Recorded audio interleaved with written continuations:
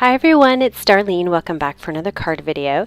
Today's card uses the Papillon Potpourri set by Stampin' Up. It's kind of an old set, but I love these butterflies. I'm using this Next Level We Are Memory Keepers embossing folder. A lot of people have been asking about those. And my Zig watercolor pens. So I'm going to start off by stamping some butterflies on some Ranger watercolor paper. And I'm using Versamark ink because I'm going to be embossing them. And I'm just going to alternate between the big one and the small one. And I'm making one for each of the colors that I'm going to be using. Now after I did the third one, I really wanted to kind of see what I was doing. I couldn't see what I was doing anymore. So I went ahead and put some powder on it.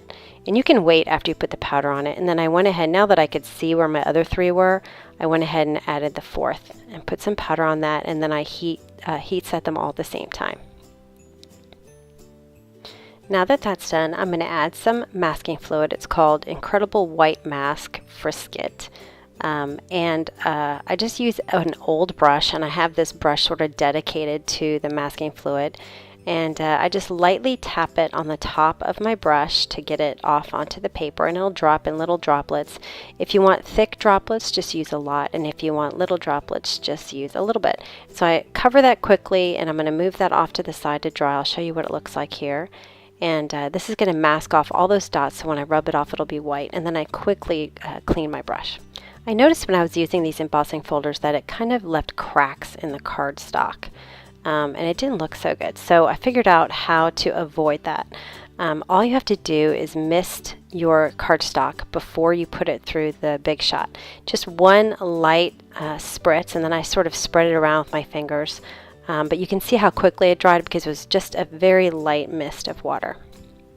And then I'll just carry on as usual with that cardstock. So I'm using my normal Sizzix platform with the tabs on it. I tried the magnetic platform and it actually was a little bit too tight and it wouldn't go through. So this folder is much thicker, so you have to use a different sandwich. I'm going to place my cardstock in here, close it up. I'll put it on top of tab 2. Now notice it works best when the crease, like where it folds over, is going into the machine first. I found that it was easier to crank it through that way. And then I'm using my Textured Impressions pad. It's just a little bit thicker than an acrylic plate.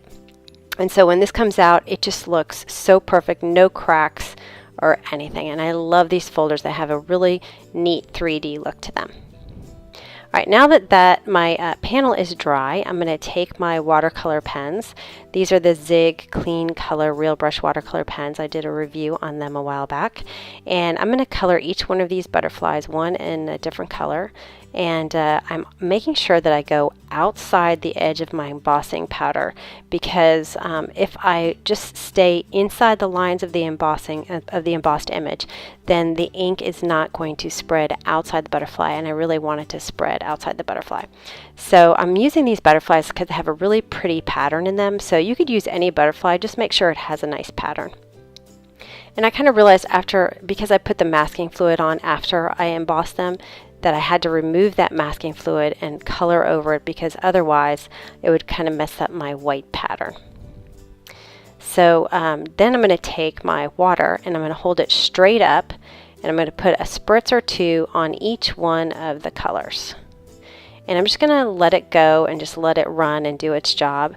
I went ahead and took a heat tool and put some heat to it so I wouldn't have to wait too long. And I always heat the back. You can see how it just slowly uncurls and unwarps a little bit when you use the heat tool on the back. To get the masking fluid off, you just have to rub it with your finger and it comes right off. And then I just brush it away. If you don't have masking fluid, you could kind of spritz some white paint on there, like maybe some white ink spray or something like that. You could use a paintbrush to tap it on, just like I did with the masking fluid. I'm going to use my Misty to stamp my sentiment, but my paper's a little warped and it's pretty thick, so I'm going to tape it down to my foam pad. I'm going to use this sentiment from Avery L. The set's called Handwritten Notes, and I'm going to ink it up with some archival black ink. And then I trimmed it off a little bit at the bottom. And now I have all my pieces. I'm going to assemble my card. Now I tried using my tape runner, and because of the texture of the weave from the embossing folder, it didn't stick very well. So I found that the foam tape was the best adhesive. I'm sure a liquid glue would also work, but I just didn't want to mess with the liquid glue. And I also found that the Scotch foam tape would also straighten the panel so that they weren't curled at all. And then I'll just adhere this on a piece of Neenah Solar White cardstock, folded 5 1/4. I'm sorry, 5.5 by 4 1/4. And of course I had to add my lines, because I always do with my Copic liner. I just used a ruler to go up both sides and across the top. I just like the finish that it adds. It kind of makes it have a little bit of a frame around the main focal area.